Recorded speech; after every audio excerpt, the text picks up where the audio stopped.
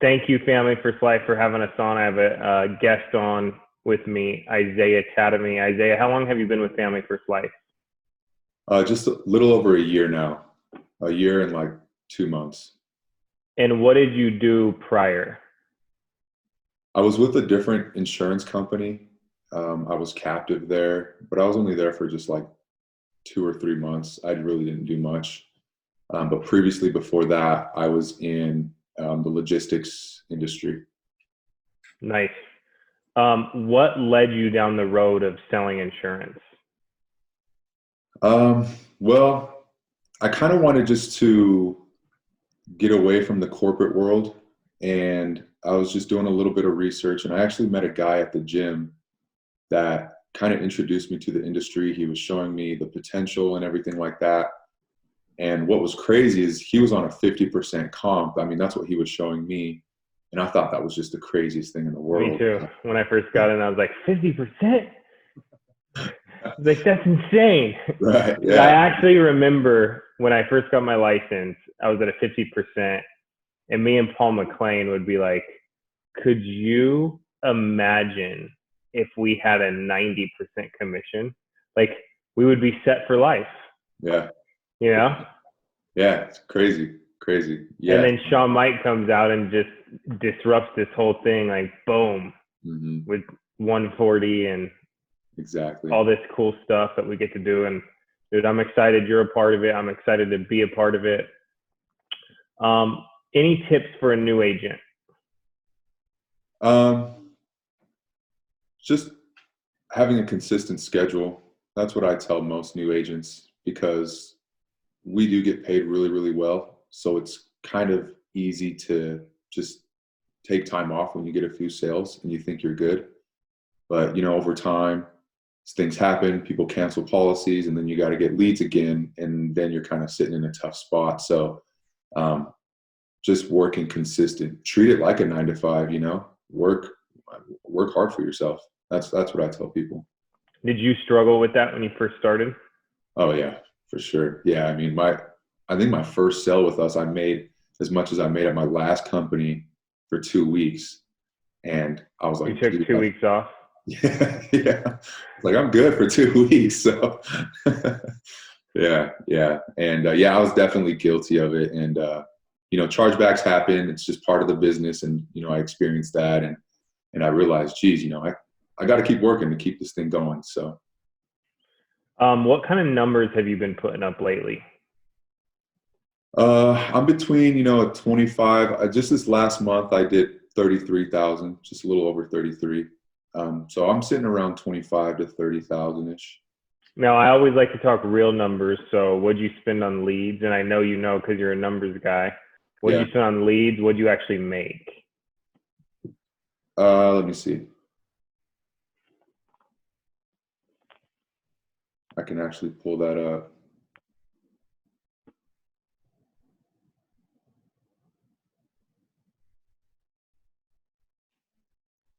So last month was actually my best month ever. As far as profit goes. As far as profit goes, yeah. So I spent just about $4,200 on leads for the month. And that actually deposited, well, I mean, with my team and everything, I deposited $26,000 into my account. But your team's like, you guys don't do that much premium. How many guys do you have? So I had 9 writing agents for the month. And that was during all this coronavirus stuff going, right? Crazy. Yeah. I mean, everyone's getting laid off and stuff like that. And here I am. I have the best month I ever had in my life financially. In deposits, team, everything. Yeah. Crazy. What an awesome business to be in, huh? Do you feel like you're really helping people? Oh yeah.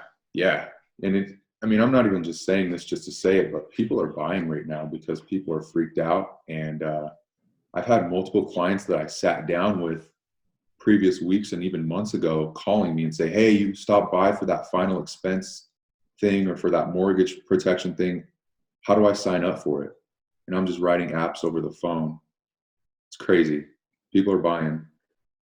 All right, so let's get into this because this is a big topic. I always say right now is you have an easy out. You can make a lot of excuses right now, right? Mm-hmm. Somebody could make a lot of excuses to not work, or somebody could make a lot of excuses to work. Now, you had made a post, which is why Sean Mike asked me to get you on, where you said you booked 14 appointments the other day and you had no objections, which was weird to me because it wasn't that you got an objection about the coronavirus. It was that you got no objections at all. At all. Yeah. I mean, I'm just treating this like nothing's going on, you know, and if you make something a big deal, it's a big deal for them, right? So if in the back of your head, you're thinking, oh, geez, you know, this is going to be tough to book because what's going on right now. I mean, it's going to reflect that in your script, or, I mean, in your tone, whatever, but I'm just acting like nothing's going on. I didn't even mention it. And yeah, I mean, literally had no objections at all. Can you run through some of your, like what your phone script is? Yeah, I can do that. So I'm a little unorthodox. I book my appointments in the third person. So I act like I'm a dialer. So my phone script looks something along the lines of, hey, ring, ring. Hello. Hey, Andrew, my name's Jordan. I was just giving you a call in regards to this form that you filled out and sent back to our office. It was for that mortgage protection. I was just calling to make sure we had all this info right before we got it out to you. It looks like on here, the loan amount is $253,000 with X Bank. Is that right? Yes. Okay, cool. And it looks like I have your date of birth as 11/7/1975. And it looks like you also put down your spouse's birth date is 10/14/1972. Is that right? Yes. Okay. And last, looks like the address here is 123 Easy Street. Is that right? Yes. Okay, cool. So Andrew, it looks like what they've done, they assigned your request to an underwriter. His name's Isaiah. So basically it's his job to see if you can even qualify for that program. They don't make him draw blood from you, no physicals, nothing weird like that. They just make him go over this health questionnaire. So it's actually really quick and easy. So he's the underwriter that handles the Salt Lake County. And he's there this week just seeing everyone else who also sent back the same request you did. So I was just trying to find a good time that I can fit you in his schedule here. Are you working, retired, or disabled? Retired. Retired. Okay. Do you consider yourselves more morning people or more afternoon people? Afternoon. Afternoon. Okay. Well, it looks like Tuesday, he's got a 2 p.m. or he's got a 4:30 p.m. I'll let you pick. Which one of those do you want? 4:30. Okay, cool. All right, I'll put this down on his schedule. If you would just put that down on yours. And he'll be there as close to 4:30 as he possibly can. If you could just give him a little bit of a window, though, just because some families have a lot more questions than others. Sometimes he's dealing with traffic. Sometimes he gets lost. You know how it is. And he'll be there as close to 4:30 as he can. One last question. Let me ask you this. Is there a gate code to get into the neighborhood, or is it open? No. It's open. Okay, cool. All right. Yeah, I just asked that because he got mad at me last week. He got locked out. So I always just need to double check. Nice. All right, cool. All right, just put that down on your calendar and he'll plan on seeing you then. What about, let's go through final expense real quick. Okay. Just the intro. Just the intro. Ring, ring. Hey, Andrew. Yes. Hey, my name's Jordan. I was just calling in regards to this form that you filled out and sent back to us. It was for that state-regulated life insurance. I just needed to verify this info here before we got it out to you. It looks like, you put down blah, blah, blah, and I'm just verifying it from there. Literally same thing. Same thing. Same Yeah. thing. I like how calm though you are. No big deal. Yeah.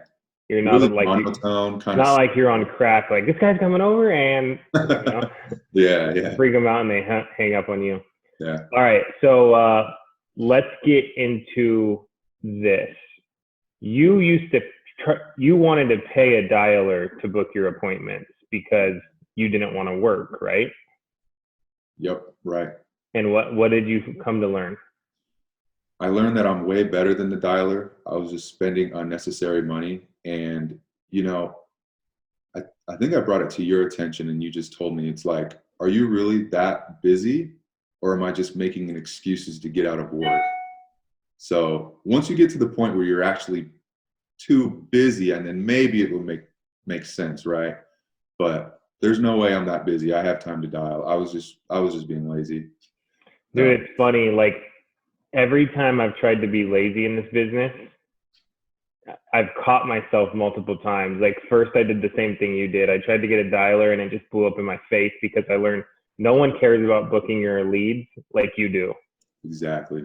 And I wasn't too busy to do it. I just didn't want to do it. So I didn't want to work, right? Then I hired an assistant and I gave them all the hard work and expected them to be as good as I was at it. Right. And then I was like, wait a second, I'm supposed to get rid of the busy, easy work for them. And I keep doing the hard work. Mm-hmm. I keep doing the stuff that's going to bring in revenue. I keep getting agents selling. I don't get an assistant to slow down. I get one to speed up. Mm-hmm. And it was an interesting time for me to learn that about myself, that like this, if you just put in the work, this thing works. You get 24,000 in deposits in a month and spend 4,000 on leads. This thing freaking works. But that's a lot of people ask me, can I get a dialer? And they have more time than anyone ever. Plus the thing is too, with the dialer, they don't know the geography as well as you do. Yes. My dialer had me driving all over the place. I was like, gosh. Yeah, I was just wasted time. All right. Now let's get into safely. Because a lot of people are like, I want to run appointments, but with everything going on, I want to be safe and I want to make sure people are safe. And I, of course, want that too. Right. And so let's get into how you're going out, you're making sales, you're staying safe, you're keeping customers safe, and you're following all the rules you have to follow, and you're able to go out and still help families. Right. Walk us through that. So actually with my phone script, just because of this whole COVID-19 thing, I have made a little adjustment to it, which is probably why I haven't been getting objections. But what I tell them on the phone is, I say, hey, we're very aware with what's going on right now, and we're taking safety precautions. So just so you know, there's a no handshake policy. The underwriters are practicing social distancing, and they do have to stay 6 feet away from you. And then I just go into the time. So would you rather do the 2 p.m. or the 4 p.m., right? So they already know that when I get there in the home.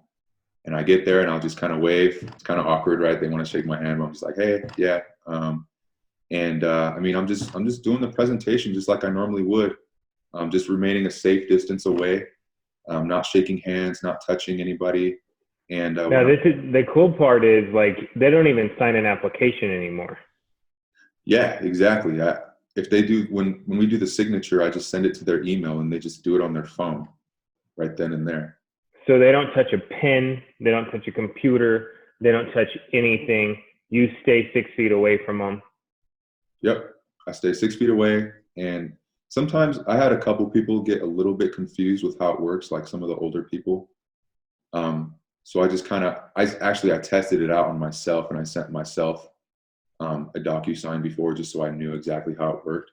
So I just explained it to them. Hey, you're going to see this, scroll down here, click on this, and just walked them through it, even staying 6 feet away. So now, do you carry hand sanitizer, Lysol wipes, anything like that?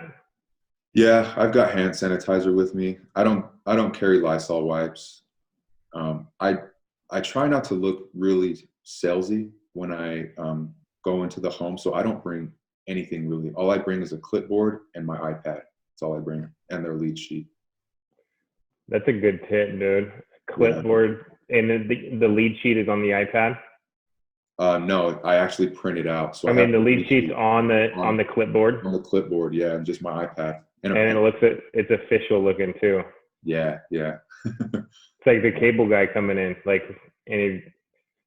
so when you're going into the homes, what would be an alternative if you couldn't go into the home for some reason? How would you close a policy? I did one 2 days ago where the guy just said, "Hey, even though there's this 6 feet thing, I have respiratory issues. I have really bad asthma, and I just don't really feel comfortable." And I was like, "That's fine. Yeah, what we're doing right now is we're either doing 6 feet distance or we're doing something over the phone. They just make me verify your ID first. Can you get that?" He went and got it and showed it to me, and I was like, "Okay, I'm going to give you a call. Is this your phone number?" And I pulled out my clipboard. I said, "I'll just go out and sit in my car and I'll give you a call." And we just did it over the phone. And you just sat in your car and did it? Yeah, I just sat in my car right in his driveway and did it. Dude, Ivan pulled up to a customer's house, and the customer pulled up facing the other direction. So it was like they were talking from car to car. And he did an e-app with them and then took a photo. And I was like, dude, that's like a drive-through. Like, drive-throughs are open. Yeah, that's pretty funny. All right. So what if somebody says, okay, both of those options don't work, or are you able to help them over the phone and not be there? Yeah, for sure. I haven't had. Have you done that? I haven't had that happen to me, but I mean, I've had previous clients, like kind of like I said earlier, I had previous clients call and that I sat with earlier, and then we just did the app over the phone. Yeah, you want to know why? For me, I would rather go and at least be in the driveway. Why is that? Like, as opposed to just doing it over the phone, because I think my no-show rate of people answering the phone for me to do an appointment over the phone would go way up, because it's so hard to get a hold of people anyways. Right. So if I was there in their driveway, it's different. Like, you're in their driveway. Mm-hmm. You know what I mean? Yeah. As far as an alternative appointment. But the amazing thing is, there's so many ways to help people. Is it different right now helping customers when you're helping them? Like, do they seem like they're more concerned, and is it easier to close people? Or should I say help people? Yeah. I would say that, I mean, there's a little bit of that, but I mean, I've had some people ask me, "Hey, does this cover coronavirus? You know, if I were to die from that?" And I tell them, yes, it does. But I mean, honestly, you know, we had Mark Mead on a call about 2 weeks ago with our agency, and he said it might not be business as usual, but it should be activity as usual. And so, yeah, things might be a little bit different right now, but if you keep working and have the same habits, there shouldn't be much of it. And you know what, man? Like, there's a lot of opportunity right now. You're not going to run into any competitors. Right. You're going to have a super high close ratio. And then let's throw out something really positive here. What's your no-show ratio? Yeah, next to nothing. Everyone's home. When's the last time that's happened? Never, dude. People have been no-showing us forever. All of a sudden, everybody's home. Yeah, it's crazy. It's crazy. Yeah. And what could that do to, now, we want to help people. We also want to make money.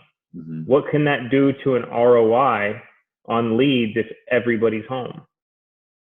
Yeah, I mean, it's going to jump that up for sure. It seems like a big opportunity to help a bunch of people and do really well, right? For sure. Hey, Andrew, real quick, there's like a sun blaring right in my eyes. I don't know if you could see me. Let me go close the blinds. I can see you. You're good. You're good.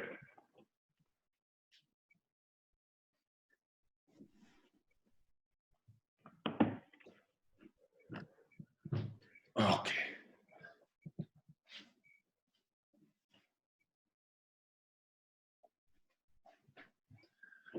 All right, sorry about that. That was like It's all good.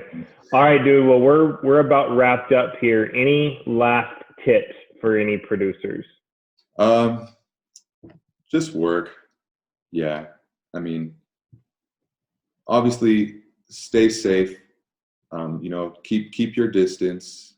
What's really cool, I mean, we can do apps over email, over the phone.